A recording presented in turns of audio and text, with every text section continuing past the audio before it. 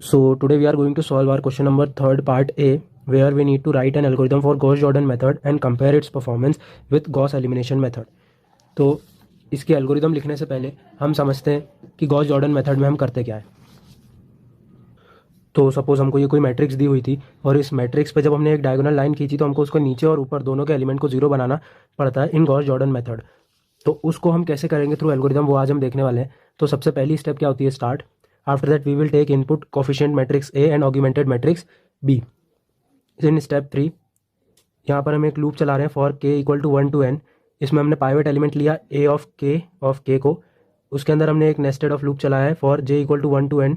इसमें हम क्या कर रहे हैं, A of K J equal to A of K J divided by pivot element. इसका मतलब क्या है कि हम ये कर रहे हैं, जैसे कि सबसे पहले हमने क्या किया, पाइवेट एलिमेंट बना लिया है ए ऑफ के को, दैट इज करंटली के इज 1। सो हमने ए ऑफ 1 1 को पाइवेट एलिमेंट बना लिया फॉर फर्स्ट रो। इसके बाद हम क्या कर रहे हैं, A of K J, that is J is 1 and this is 1।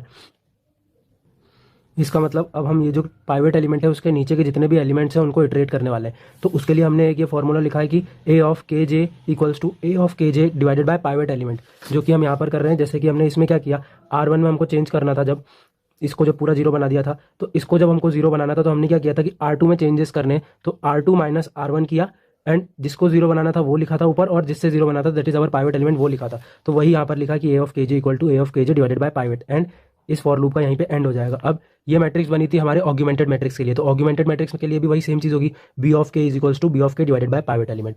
After that इसी के वाले लूप के अंदर ही एक और लूप चल रहा है आई का, उसमें क्या होगा, I equals to 1 to n चलेगा। अगर आई और के की वैल्यू जब तक इक्वल नहीं है, अगर आई और के की वैल्यू इक्वल नहीं है तो इसके अंदर आएगा factor equal to A of I के।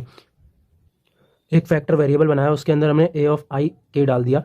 उसके बाद एक लूप चला for J equals to 1 to n, जिसके अंदर ए ऑफ आई जे की वैल्यू चेंज होती रहेगी कंटिन्यू जब तक लूप चलेगा। सो इसमें वो कह रहा है A of I J minus factor into A of K J. ये फॉर्मूला हमारा इस फॉर्मूले से रिलेट करता है, ये जो हम हर रो के लिए कुछ कुछ फॉर्मूलेज बना रहे हैं, तो इसके थ्रू ये फॉर्मूला चल रहा है। सो आफ्टर दैट ये फॉर लूप एंड हो जाएगा, यहाँ पर इफ़ भी एंड हो जाएगा, या आई का लूप भी एंड हो जाएगा, और हमारा जो मेन लूप चल रहा था वो भी एंड हो जाएगा। जब हम ये पूरी टर्म कर लेंगे तब उसके बाद हमको एक मैट्रिक्स मिलेगी जो कि कुछ समझ लीजिए इस प्रकार की दिखेगी, जिसमें डायगोनल एलिमेंट बचे हैं सिर्फ और सिर्फ डायगोनल एलिमेंट बचे हैं, ऊपर नीचे के सारे एलिमेंट्स जीरो हो चुके हैं, और ये जो ऑगमेंटेड मैट्रिक्स थी इसका कुछ पार्ट बचा है। सो इस तरीके की कुछ जो मैट्रिक्स मिलेगी उसको हम प्रिंट कर देंगे, और उसके थ्रू जो भी हमारी x1 या हमने जो भी वेरिएबल के नाम लिए x1 x2 x3 इनकी वैल्यूज हम फाइंड कर लेंगे। After that we will stop, and this is how we can write an algorithm